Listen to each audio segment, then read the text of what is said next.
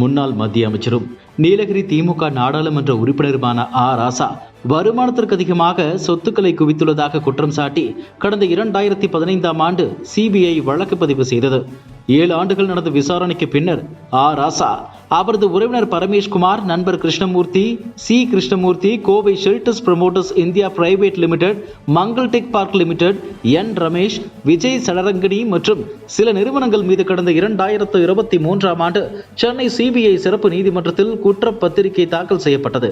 அதில் குற்றம் சாட்டப்பட்ட காலத்தில் வருமானத்தை விட 579% அதிகமாக, அதாவது 5,53,00,000 ரூபாய் அளவிற்கு சொத்துக்களை குவித்துள்ளதாக சிபிஐ தெரிவித்திருந்தது.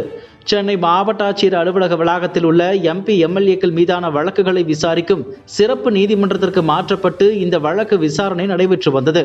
இந்த நிலையில் தனது வருமான வரி கணக்கு தாக்கல் விவரம் மற்றும் வழக்கின் சில ஆவணங்களை வழங்க வேண்டும் என்று திமுக MP ராசா கடந்த 2024ஆம் ஆண்டு சென்னை சிறப்பு நீதிமன்றத்தில் மனு தாக்கல் செய்திருந்தார். இதற்கு சிபிஐ தரப்பு எதிர்ப்பு தெரிவித்தது. ராசாவின் வருமான வரி கணக்கு தாக்கல் தொடர்பான விவரங்கள் அவரிடமே இருக்கும், சாட்சி விசாரணையின் போது அதனை அவர் சரி பார்க்கலாம் என்று சிபிஐ தரப்பு வாதம் வைத்தது. இதையடுத்து வருமான வரி தாக்கல் செய்த விவரங்களை கோரிய ராசாவின் மனுவை சென்னை சிறப்பு நீதிமன்ற நீதிபதி வெங்கடவர்தன் ஜூன் 17ஆம் தேதி தள்ளுபடி செய்தார்.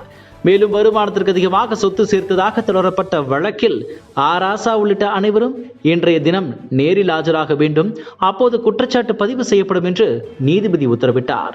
இந்த நிலையில் சென்னை சிறப்பு நீதிமன்றத்தில் ராசா, அவரது உறவினர் பரமேஷ்குமார், நண்பர் கிருஷ்ணமூர்த்தி ஆகியோர் நீதிபதி வெங்கடவர்தன் முன்பாக இன்று ஆஜராகினர்.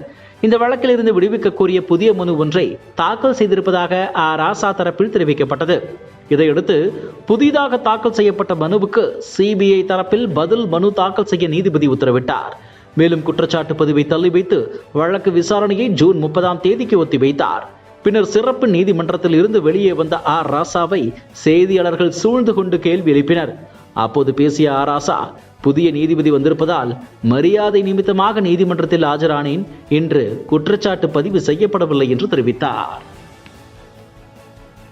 இதுபோன்ற செய்திகளை மேலும் தெரிந்து கொள்ள எங்களது யூடியூப், Facebook மற்றும் Twitter ஆப்களை சப்ஸ்கிரைப் செய்யவும்.